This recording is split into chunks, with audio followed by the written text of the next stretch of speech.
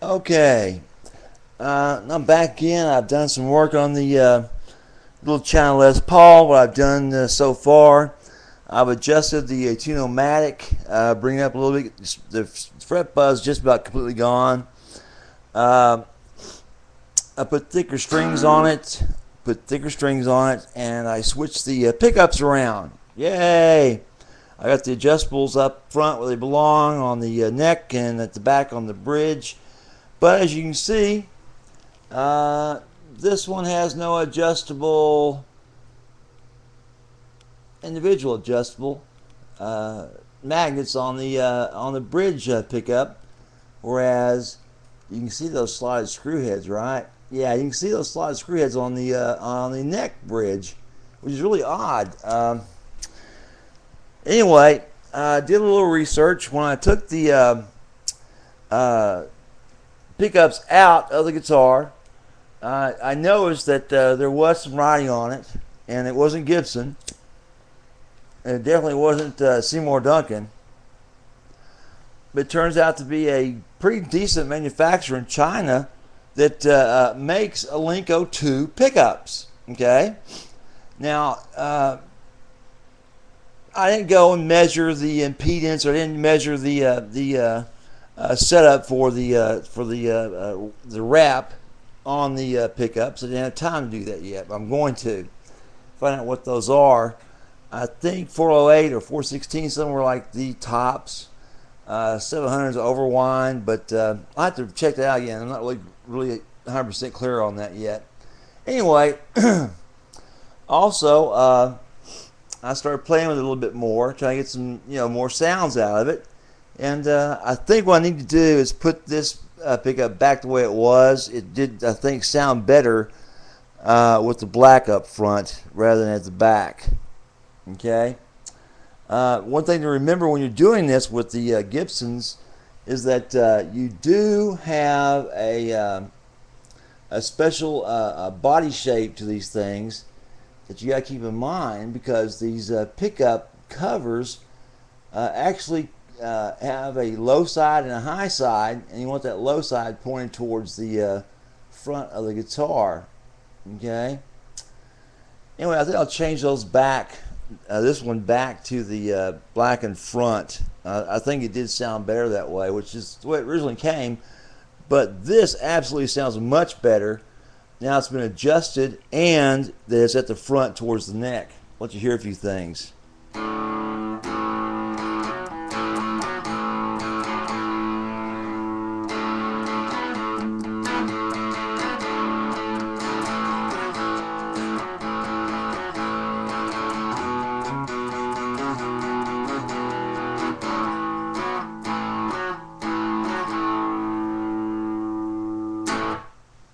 It's not bad.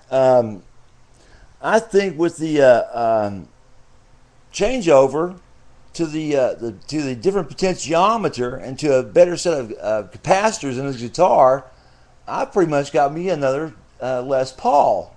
Not only does it look like one, but it's going to sound like one too.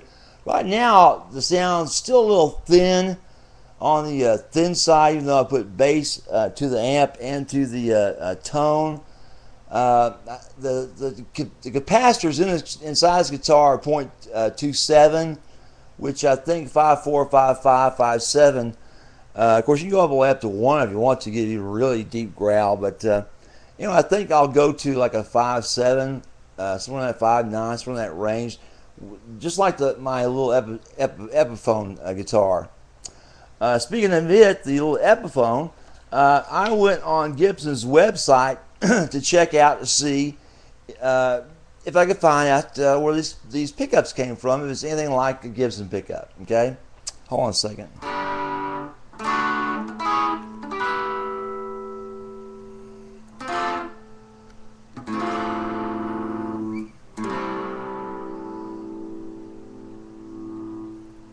And you hear the volume control of this thing's unbelievable. As well as the tone.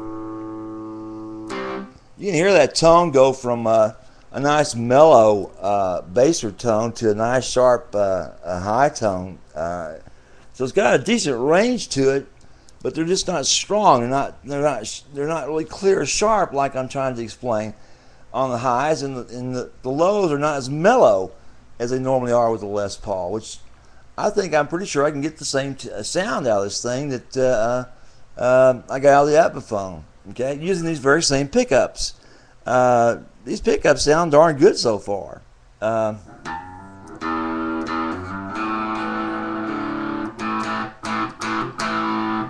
Let's try something else here if I can change this up a bit, guys.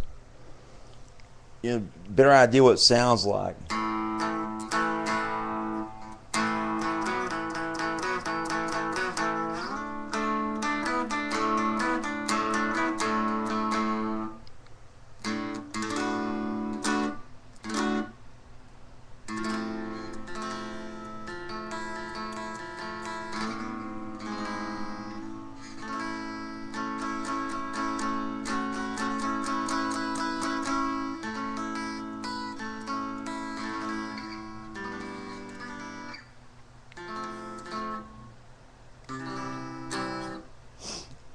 Also, what's a little bit different about this guitar is that no matter how much I tune it, it's still going in and out of tune because these new strings I put on it. They're still stretching and retreating and doing all kinds of stuff that normally new strings do, which basically just drive you freaking crazy.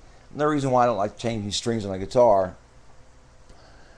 And of course, if you can see the guitar very well on the end strap, I put top line fenders in it, 11s I believe. Okay, or maybe they were 10s. I know they weren't 9s. So because the last ones on it were 9s and a lot of fret buzz because they were 9s. But mostly all that fret buzz has gone away. Okay. Like I said, I adjusted the tune-o-matic. Okay, this. I took it up 1.5 turn on the worst side, which is the high E side, and 1 turn on the low. See what would come of it, and it seems to have worked itself out pretty well so far. Of course, I'm bound to hit one note is going to buzz on somewhere because it's almost impossible to get 100% fret buzz out of your guitar. Even the greatest ones have a little somewhere. Anyway, that's where we are so far. The thing's sounding, even better. Oh, how about this?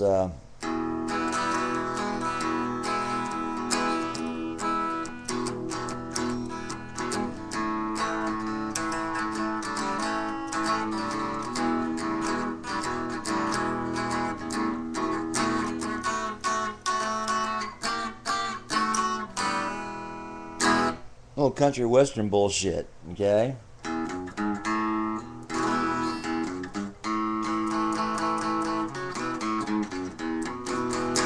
Oh boy.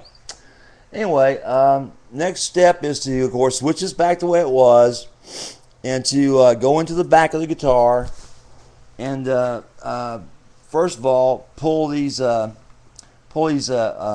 beat up looking nasty caps and pallets out of this thing, and replace those. And then, and only then, I want to check on and see if that 3-way switch needs to be replaced after all. Now, I've got all this equipment just laying around doing nothing but gathering dust, so no problem getting the parts this time. With the Epiphone, I had nothing but trouble getting parts for it because Musician's Friend and Guitar Center basically lied to me. Especially Guitar Center, lied after lie after lie.